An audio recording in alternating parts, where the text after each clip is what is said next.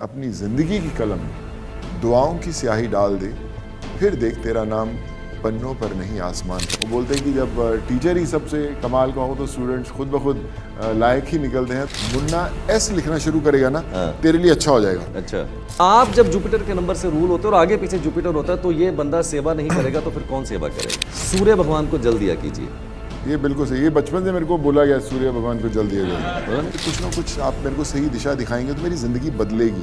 सफल होने के लिए सारे लोग मेहनत करते हैं जी, सारे लोग मेहनत करते हैं। सफल होने तो आदमी खूब मिलता है, बट कितने लोग हैं जो सफल होने के बाद मेहनत कर रहे हैं? मैं आपको कभी नहीं बोलूंगा कि आप आधार कार्ड पे, पैन कार्ड पे, बैंक डॉक्यूमेंट्स में, पासपोर्ट पे चेंज कीजिए, नहीं करने की जरूरत है। मैंने भी नहीं किया। No how to activate. क्या आप भी अपने जीवन में अपने करियर को लेके, हेल्थ को लेके, रिलेशनशिप को लेके हमेशा परेशान रहते हैं? तो आपके लिए एक बहुत ही अच्छी खबर है। Hi, I am Arvind Sood. मैं ऑर्गेनाइज करने जा रहा हूं 2024 edition mega event on numerology, जिसमें मैं आपको सिखाऊंगा कि कैसे 5 मिनट के अंदर अंदर आप अपनों का बर्थ चार्ट कैसे बना सकते हैं। अपनी डेट ऑफ बर्थ से आप अपनी स्ट्रेंथ और वीकनेस को कैसे जान सकते हैं। जो भी आपकी डेट ऑफ बर्थ के अंदर आपकी वीकनेस है उसको कैसे इंप्रूव करना है, छोटे छोटे उपायों के द्वारा, रेमेडीज के द्वारा, ये सब कुछ मैं आपको बताने जा रहा हूं। और इतना ही नहीं, एक लकी पार्टिसिपेंट को वहां पर मैं चुनूंगा और उनकी लाइव कंसल्टेशन दूंगा डेट ऑफ बर्थ की स्टेज के ऊपर। तो फिर देर किस बात की, अभी रजिस्टर कीजिए मेरे मेगा इवेंट में। डिटेल्स होंगी 10 नवंबर 2024 संडे के दिन सुबह 10 बजे से लेकर दोपहर के 2 बजे तक। कहां होगा? NCUI auditorium and convention centre, हौज खास, न्यू दिल्ली के अंदर। तो तुरंत हमारे हेल्पलाइन नंबर पे कॉल कीजिए 9999993434, या डिस्क्रिप्शन में जाके आप लिंक को क्लिक कीजिएगा और अपने आप को रजिस्टर कर सकते हैं। So see you on 10th of November in my mega event on numerology. Happy journey with Arvind sir. पहले मैं आपसे ये पूछता हूँ, इतनी बड़ी गैदरिंग, राइट, इतने बड़े न्यूमरोलॉजिस्ट बैठे हैं जी, कैसा लग रहा है? बहुत कमाल। First of all thank you so much कि आज आपने मुझे इस परिवार का हिस्सा बनाया। Arun ji, thank you so much. So nice of you. मैं वही देख रहा हूँ कि कहीं मुझे भी एक सीट मिल जाती तो मैं भी वहाँ बैठ जाता और मैं भी कुछ आज सीख कर जाता आप लोगों से। और लेकिन भरी हुई सीट्स और सीट ना मिलना ये बताता है कि इस छत के नीचे बहुत सारे लोगों का भविष्य बताने वाले वो लोग बैठे हुए हैं जो आने वाले समय में ना सिर्फ लोगों की ज़िंदगियां बदलेंगे बट लोगों को प्रेरित भी करेंगे। So well done Arun ji, and God bless you for making this family so special. Yes, definitely. तो ये जितने भी आपके फैंस हैं, आप इनको क्या कुछ संदेश, कुछ मैसेज देना चाहेंगे? मैं सबसे यही कहना चाहूँगा कि मेरी ज़िंदगी में, मैं वैसे पंजाब से बिलोंग करता हूँ, एक मोगा जगह है वहाँ से। फिर मैं इंजीनियर बनने के लिए नागपुर आया, इंजीनियर भी बना। फिर कहीं ना कहीं वो एक्टिंग का कीड़ा काटा। मुंबई पहुँचे एक्टर बनने के लिए, किसी को जानते नहीं थे और फिर एक्टर भी बने। लेकिन इतने सालों की जो जर्नी थी उसमें मैंने ये रियलाइज़ किया कि कई बार ज़िंदगी में आपका मकसद कुछ और होता है और उसको मिलने में बड़ा समय लगता है। हमें लगता था कि बड़े डायरेक्टर्स, प्रोड्यूसर्स, इनके साथ फिल्म करना, बड़े बॉक्स ऑफिस नंबर, वो ज़िंदगी का बहुत बड़ा लक्ष्य है। और लेकिन जब आप एक आम जनता से जुड़ते हैं, किसी की उम्मीद बनते हैं, किसी के लिए कोशिश करते हैं, तब आपको पता चलता है कि जो 500 करोड़, 1000 करोड़ के बॉक्स ऑफिस नंबर बड़ी छोटी चीज़ होती है जब आप एक किसी आम इंसान के साथ। Yes, correct. और जिस दुनिया में आप हो और जिस दुनिया में आप जाने वाले हो, वहाँ पर भी उम्मीदें बहुत सारी जुड़ेंगी लोगों के साथ। जब लोग आपके पास आएंगे, लोग आपके साथ जुड़ेंगे, तो कुछ उम्मीदें जोड़ेंगे आपके साथ और आप उनके लिए कोशिश करेंगे। और मॉरल ऑफ द स्टोरी यही है कि अगर आप किसी की उम्मीद नहीं बनते तो आपका जीवन अधूरा है, और अगर आप किसी के लिए कोशिश नहीं करते तो भी आपका जीवन अधूरा है। आप न्यूमरोलॉजी का बिलीव करते हैं? पहले बताइए, कितना न्यूमरोलॉजी को बिलीव करते हैं आप? मैं बड़ा बैठिए। तो मैं ऑनेस्टी से, एकदम बिल्कुल ऑनेस्टी से, तो मैं मुंबई आया। तो जब मैं मुंबई आया और स्ट्रगल शुरू की तो समय होता था, क्योंकि काम तो था नहीं और बस हर रोज़ जाना है, पता लगाना है कि कैसे काम मिले। तो बड़े मेरे जो दोस्त थे वो बोले, यार जो तेरा नाम है सोनू सूद, ये थोड़ा यू नो कच्चा सा नाम लगता है, बोले यार एक्टर बन गया, कौन एक्टर कौन है, सोनू है, ऐसा कोई एक्टर थोड़ा होता है, तो कुछ नाम अपना तेरे को बदलना चाहिए। तो मैंने बोला क्या नाम होना चाहिए, उस समय बड़े ये फैशन में नाम थे, आर्यन, आर्यमन, ऐसे टाइप के कुछ नाम थे। बोला यार ऐसा कुछ नाम रखते हैं। तो मैं एक बुक खरीद के ले गया सर, कीरोज की बुक जो आती है न्यूमरोलॉजी, तो मैंने देखना शुरू किया, अच्छा इसको प्लस करने से, आपके डेट ऑफ बर्थ प्लस करने से, ये नंबर ऐड करने से ये है। तो बड़े नाम मैंने कोशिश की कि वैसा कुछ नाम बन जाए, बट हुआ नहीं। और फिर सोनू ही चलता रहा, सोनू सूदी बन गए। मेरा जो पासपोर्ट है या मेरा जो एक्चुअल पेरेंट्स का नाम था वो सोनू पंकज सूद था। बट लोग पूछते थे कि सोनू है कि पंकज है, क्या पंकज पापा का नाम है, तो कुछ को उसे एक्सप्लेन करने के चक्कर में तो फिर सोनू सूद ही रह गया। लेकिन जो आपका सवाल था कि न्यूमरोलॉजी से क्या कनेक्शन था, तो मैंने वो बुक पढ़ी कीरो की और जो किया मैं कराता रहा। इनफैक्ट मेरे साथ उस समय स्ट्रगलिंग डेज में एक फोटोग्राफर था सर, उसका नाम था मुन्ना सिंह। तो वो भी स्ट्रगल करता था, वो भी बेचारा अब देखता था किसकी फ़ोटो खींचने को मिले। तो मैंने वो किताब वगैरह में पढ़ के जब किए तो मैंने उसको बोला, मेरी इनफैक्ट वाइफ ने, कि मुन्ना सिंह अगर तू अपना नाम मुन्ना एस लिखना शुरू करेगा ना, तेरे लिए अच्छा हो जाएगा। अच्छा। तो उसने बोला अच्छा, तो उसने मुन्ना एस नाम रखा। और आज अगर आप उसको गूगल करेंगे तो बड़ा माना हुआ फोटोग्राफर है। तो मैं ये नहीं कहता कि मुझे न्यूमरोलॉजी आती है क्योंकि सब खिलाड़ी लोग सामने बैठे, तो मैं ये कभी नहीं बोलूँगा। मैं भी आज आपसे कुछ सीख कर ही जाऊँगा। बट आज भी अगर आप उसको गूगल करेंगे, आपको मुन्ना एस दिखेगा, तो आपको पता चलेगा कि किस तरह न्यूमरोलॉजी ने उसकी ज़िंदगी बदली, और वो ये बात मानता है। सो मुझे लगता है कि इस साइंस में एक ताकत ज़रूर है, बस लोग मिलने चाहिए। क्योंकि जब भी लोग मुश्किलों में होते हैं, जब आपके पास आते हैं, तो उनके माइंड में होता है कि यार कुछ ना कुछ आप मेरे को सही दिशा दिखाएंगे तो मेरी ज़िंदगी बदलेगी। सो जो उम्मीद होती है उससे मुझे लगता है कि अगर आप सही ढंग से सब चीज़ें सीख जाते हैं और आगे वही जो नॉलेज है आगे देते हैं, सो वो एक लाइफ चेंजिंग एक्सपीरियंस है। और जब अरविंद भाई यहाँ बैठे हैं तो वो बोलते हैं कि जब टीचर ही सबसे कमाल का हो तो स्टूडेंट्स खुद ब खुद लायक ही निकलते हैं। तो मुझे कोई शक नहीं है उसके। आपके मैनेजर बताते हैं आप मेरे वीडियोस को फॉलो करते हैं? सॉरी सर, मेरे वीडियोस फॉलो करते हैं आपके मैनेजर? मैं बताना चाहता हूँ इसके बारे में भी। तो मैं जब आजकल सोशल मीडिया बड़ी पावरफुल चीज़ है, और उसमें सही जब लोग सही वीडियोस आपके सामने आने शुरू होते हैं तो बड़ा इंपॉर्टेंट होता है। जब मेरा पहली दफ़ा अरविंद जी के मैंने वीडियोस देखे तो मुझे बड़ा इंस्पायरिंग लगा। मुझे एक ऑनेस्टी दिखी। एक होता है ना, जब आप कई बार आप एक्टर्स को देखते हैं तो एक्टर्स की फिल्म देख के आपको पता चलता है कि यार ये अच्छा बंदा होगा, ये बड़ा मुश्किल बंदा होगा, ये सच्चा बंदा होगा, ये अप्रोचेबल होगा। तो एक बिना जाने बिना मिले आप उनके वीडियोस से आप उनकी एक पर्सनैलिटी को जानते हैं। जब मैंने अरविंद जी के वीडियोस देखे तो मुझे लगा कि ये एक ऐसा इंसान जो ना सिर्फ बहुत नॉलेजेबल है, ना सिर्फ बहुत अप्रोचेबल है, बट एक ऐसा बंदा है जिसको पता है दुनिया की, जो सही गाइड करता है। तो मैंने बड़े वीडियोस अरविंद भाई के फॉलो किए। I was very impressed by seeing what great work that you have been doing, और बड़े इंटरेस्टिंग होते हैं वीडियोस। इनफैक्ट मेरे ब्रदर इन लॉ है मोगा में गौतम, तो मैं तो अपने वीडियोस देख के जो नॉलेज मिली या जो मैंने सीखा या जो समझा वो तो मैं देख ही रहा था। इनफैक्ट वो भी बोले कि यार सोनू पाजी आपको पता है कि वो एक और सूद है, हमारे अरविंद सूद हैं, वो बड़े अच्छे वीडियो बनाते हैं। मैं बोला कि यार मैं इनफैक्ट अभी उन्हीं से मिलने जा रहा हूँ यहाँ पे अहमदाबाद। तो वो बड़े हुए, कहते हैं क्या बात कर रहे हो, तो आप उनसे मिलने हैं? मैं क्या, हाँ उनका एक प्रोग्राम है और बहुत सारे लोग वहाँ पे मिलने वाले हैं। सो आई फील अरविंद भाई जो पॉजिटिव एनर्जी होती है, जो वो अपने आप अपना रास्ता ढूंढती है आप तक पहुंचने का। एंड आई थिंक आज हम जब यहाँ पे साथ में बैठे इस मंच पर इतने कमाल के लोगों के साथ, सो अब मुझे लगता है कि उसकी जो जर्नी थी उन वीडियो से ही शुरू हुई, जहाँ से वो कनेक्शन जुड़ा। और एंड आई थिंक जो भी मैंने उन वीडियो से सीखा देखा, so I was very impressed and congratulations for the great work that you have been doing. और इनफैक्ट मैं उसके अंदर जो आपका ऐप है, आई थिंक क्लिक नैरो भी आपने यूज़ किया, तो वो भी था। तो मैं कहा कि ये देखिए कि आज हम इस टेक्नोलॉजी की दुनिया में रहते हैं जहाँ पे ये चीज़ों की सुविधा है, हम तक पहुँच सकते हैं। और जब आज से कुछ साल पहले तो ये सब चीज़ें थी ही नहीं। So I think that's a great channel, that's a great platform to connect, learn, know more about it. So congratulations. आपने यूज़ किया क्लिक? मैंने किया ना सर यूज़, तो मैं इसलिए How do you find? तो मुझे मैं बोला कि एक जैसे रेवोल्यूशनरी स्टेप होता है वो आप लेके आए हैं। तो मैं इनफैक्ट प्रोग्राम के बाद आपसे भी पकड़ूंगा कि मुझे भी कुछ ऐसी पुड़िया बांध दो, बता दो कि कैसे करते हो सर, तो मुझे भी कुछ सीखने को मिले। But I think well done and so proud of you. Thank you. Vaman ji ने मेरे को पूछा और इन्होंने पूछा राजीव जी ने कि आपने सोनू सूद को क्यों इन्वाइट किया, कोई और भी तो हो सकता है।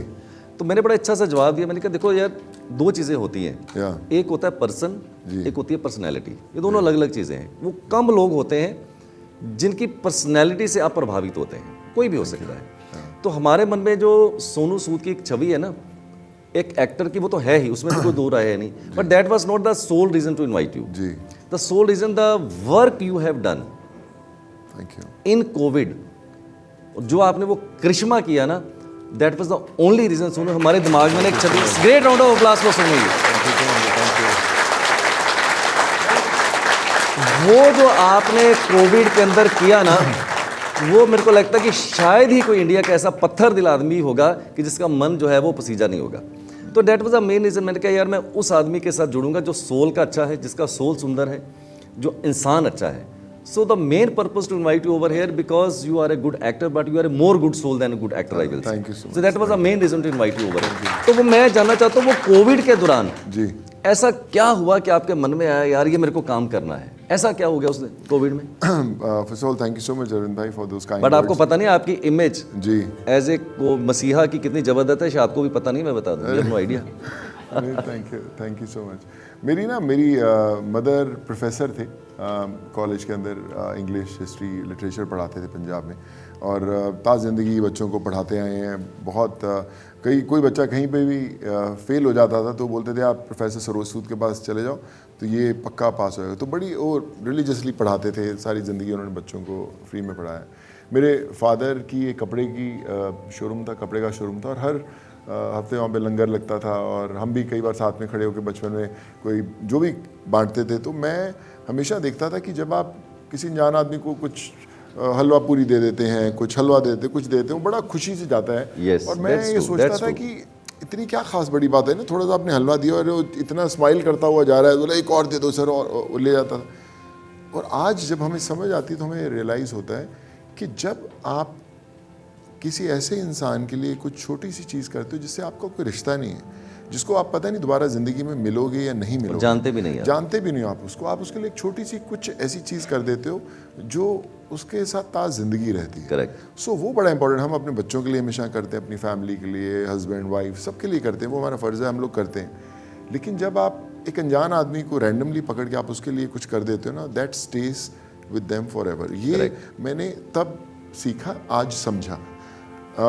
मेरी माँ हमेशा कहा करती थी कि सोनू कभी अपनी ज़िंदगी की कलम में दुआओं की स्याही डाल दे, फिर देख तेरा नाम पन्नों पर नहीं आसमान पर लिखा। हाय हाय हाय, क्या बात है, ज़बरदस्त। तो मुझे लगता है कि आपकी ज़िंदगी के लाइफ चेंजिंग एक्सपीरियंसेस वो नहीं कि आप कितने कामयाब हुए, आपके पास कितनी बड़ी गाड़ी थी, कितना बड़ा बंगला था, कितना पैसा था बैंक, आपके पास कितना भी बड़ी गाड़ी हो, बंगला हो, पैसा हो, लेकिन आपसे ज़्यादा किसी और के पास होगा, और उससे ज़्यादा किसी और के पास होगा। लेकिन कितने लोग आज बैठे ये बोल सकते हैं कि बॉस मैं कहीं आंध्रा में बैठने वाला, तेलंगाना में बैठने वाला, पंजाब में, यूपी, बिहार, कहीं पे भी बैठने वाला एक घर जो शायद मुझसे मिला नहीं होगा, लेकिन आज शायद मेरे लिए दुआ कर रहा होगा। तो मुझे लगता है हमें वो बनना है आज।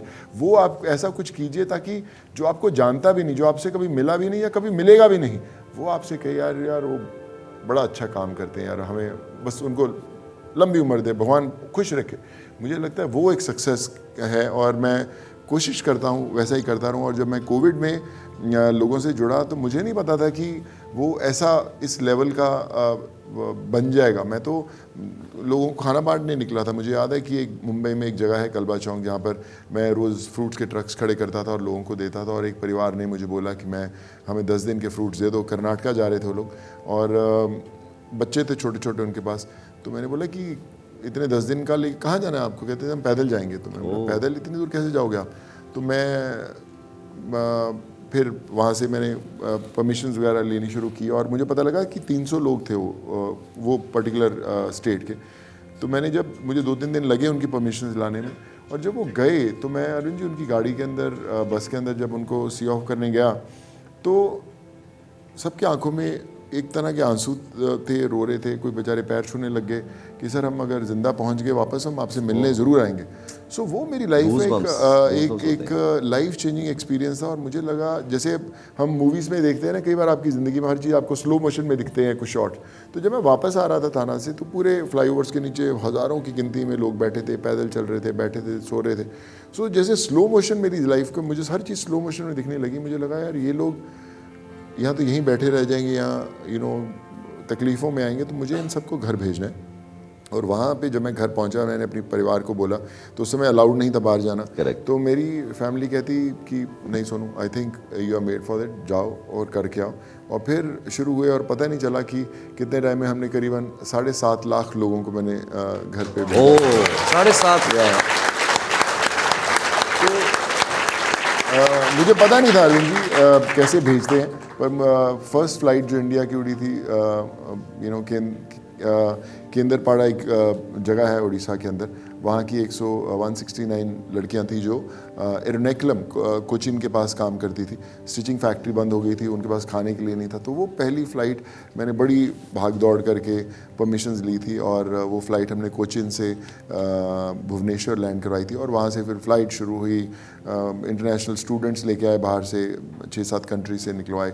तो मुझे आज भी अगर मैं बैठ के सोचूं, मुझसे पूछो, मुझे पता नहीं कैसे किया, बट एक जुनून था कि बार बार आप फेल होते थे लेकिन आप फिर भी छोड़ते नहीं थे और वो करते रहे। तो मुझे लगता है कि ये हर एक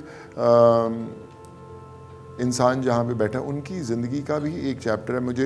मैंने एक फ़िल्म अभी प्रोड्यूस की, एक्ट की, लिखी भी, स्टोरी स्क्रीन पे डायलॉग्स लिखे और एक्ट भी किया और डायरेक्ट भी किया मैंने। फिल्म में फतेह जो 10 जनवरी को रिलीज़ हो रही है, उसके अंदर एक बड़ी कमाल की लाइन मैंने लिखी जो मुझे लगता है कि हमारे सब पर लागू होती है।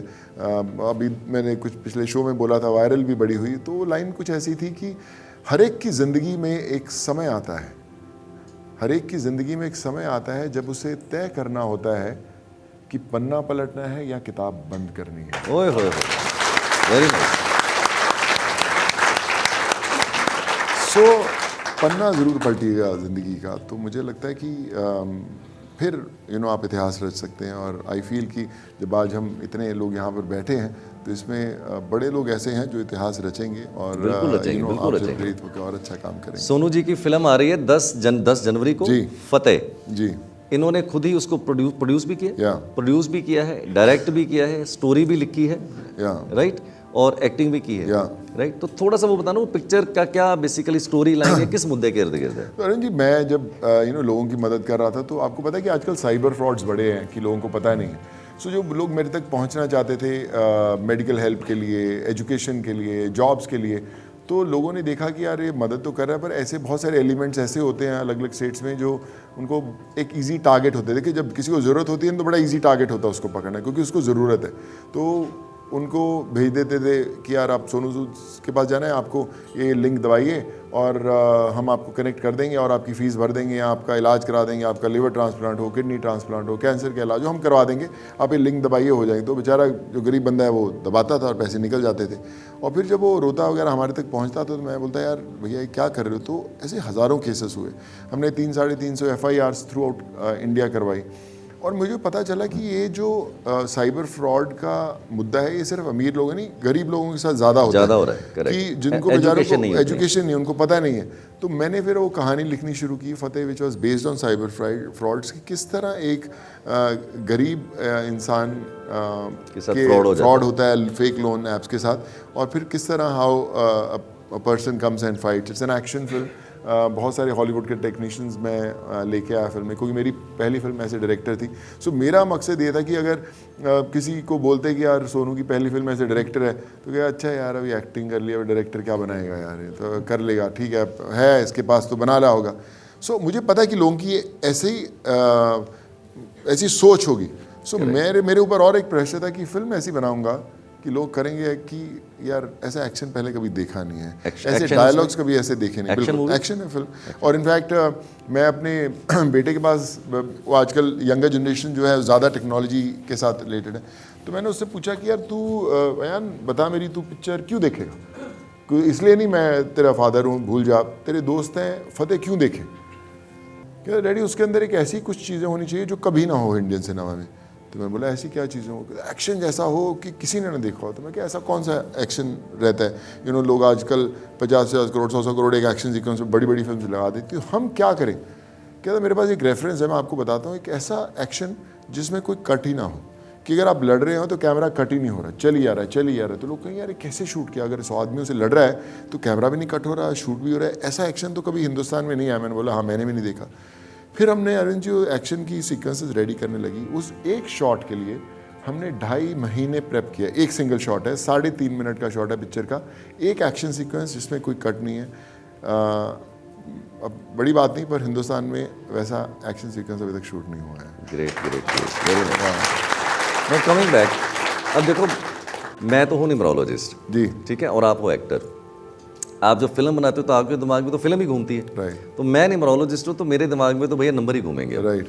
तो अगर मैंने जब नेट से आपकी डेट ऑफ बर्थ निकाली है वो है 30 जुलाई 1973, जी, इज इट करेक्ट? जी। तो मैं आप सबको बताना चाहता हूँ कि ये सब जितने बंदे बैठे हैं ना, ये सारे न्यूमरोलॉजी सीख रहे हैं, राइट? हमने आपकी डेट ऑफ बर्थ पहले डिस्कस नहीं करी, मैंने डिस्कस करी आपके साथ? नहीं करी। सोनू जी की डेट ऑफ बर्थ है 30 जुलाई 1973। अब हमारा इंटरेस्ट इसमें आता है कि सोनू भाई ने कोविड के अंदर वो काम क्यों किया, किसी और ने क्यों नहीं कर लिया? There are so many actors, there are so many rich people in India, why Sonu ji did it, right? तो मेरा इंटरेस्ट उसमें जागा, यार इनकी डेट ऑफ बर्थ पहले देखो कि इन्होंने क्यों किया। 30 जुलाई 1973 आपकी डेट ऑफ बर्थ है। अगर कहो तो मैं 2-4 चीजें आपको बता देता हूँ। प्लीज। सोनू जी की डेट ऑफ बर्थ 30 जुलाई 1973, पेपर के ऊपर आप सब लोग लिखिए, ड्राइवर भी 3 है, कंडक्टर भी 3 है, राइट जी? इनकी डेट ऑफ बर्थ में 3 नंबर भी आता है, 7 नंबर भी आता है। ये मेरी भाषा थोड़ी ज़्यादा समझते हैं। जब किसी का ड्राइवर 3 कंडक्टर 3, ड्राइवर का मतलब जैसे अब 30 तारीख को पैदा होते हैं तो 3 + 0 दैट इज इक्वल टू 3 जी। 30 जुलाई 1973 आप सब नंबरों का टोटल कीजिएगा सोनू जी, वो भी नंबर 3 पे आता है, right? This is a combination of 3 and 3। No 3 is a number of Jupiter. Jupiter कौन है? गुरु। कौन सा? देव। ये क्या रिप्रेजेंट करता है? ये रिप्रेजेंट करता है सेवा, healing. Am I right? 3 is a Jupiter, healing, ये हीलिंग का नंबर है। आप जब जुपिटर के नंबर से रूल होते हो और आगे पीछे जुपिटर होता है तो ये बंदा सेवा नहीं करेगा तो फिर कौन सेवा करेगा? That was the prime reason that God chooses you. जैसे मैंने आपको बोला कि ये सेवा जो आपने करी है या कर रहे हैं, ये आप नहीं कर रहे हैं जी, ये करवाई जा रही है उससे। तो परमात्मा ने आपको चुना और बड़े खुशकिस्मत हो सोनू जी की परमात्मा ने आपको चुना है। परमात्मा सबको नहीं चुनता है, तो इनको चुना है। मैं हमेशा कहता हूँ सेवा इनमें से भी बहुत लोग करने चाहते होंगे, बॉलीवुड के बहुत से एक्टर सेवा करना चाहते होंगे, पैसा भी उनके पास ज्यादा होगा, बट फिर भी परमात्मा ने उनको नहीं चुना, ये आपको चुना। तो you should be very grateful to God. I am always very. First of all this. Second, इनकी डेट ऑफ बर्थ में देखिए 3 भी आता है, 7 भी आता है, जुपिटर भी आता है, केतु भी आता है।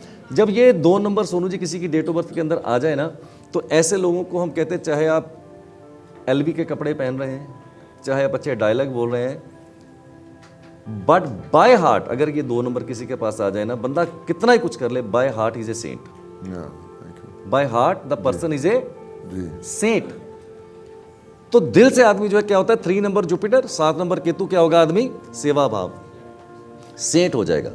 और मुझे पता नहीं ऐसा होगा कि नहीं होगा, क्योंकि सेंट आप बनोगे या नहीं बनोगे वो परमात्मा ही तय करेगा, मैं तो नहीं तय कर सकता हूं। बट अगर कभी ऐसा बन गए, एक मंक बन गए, तो शायद आपको हैरानी होगी, आपकी वाइफ को हैरानी होगी, मुझे नहीं हैरानी होगी। It is a possible. और अगर इस जन्म में नहीं बने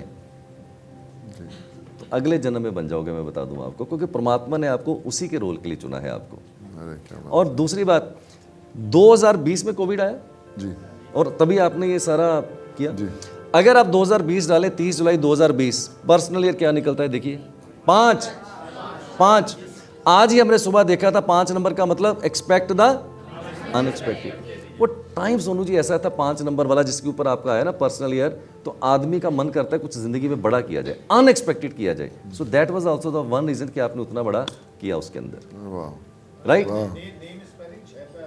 सर देखिए हमारे न्यूमरोलॉजिस्ट बैठे बैठे, ये अनुराग जी हैं, इन्होंने कहा है सोनू सूद जी के नेम की स्पेलिंग 6 पे आ रही है। अनुराग अच्छे नंबर पे, खराब नंबर पे? चेंज करना चाहिए। ये देखिए सोनू जी, मैं नहीं कह रहा हूँ, वो हमारे अनुराग जी कह रहे हैं, मथुरा से आए हैं। क्या बात है, ठीक है सर, बताएं आप मेरे को। तो मैं ये चाहूँगा, अच्छा अनुराग कौन से नंबर पे आने चाहिए नेम स्पेलिंग? 5 पे या 1 पे आने चाहिए? तो हम एक काम करेंगे, 5 एब्सेंट है आपके बर्थ चार्ट में। ये बड़े बड़े न्यूमरोलॉजिस्ट बैठे हुए हैं। ये तो हमें घर पे बिठा देंगे आप।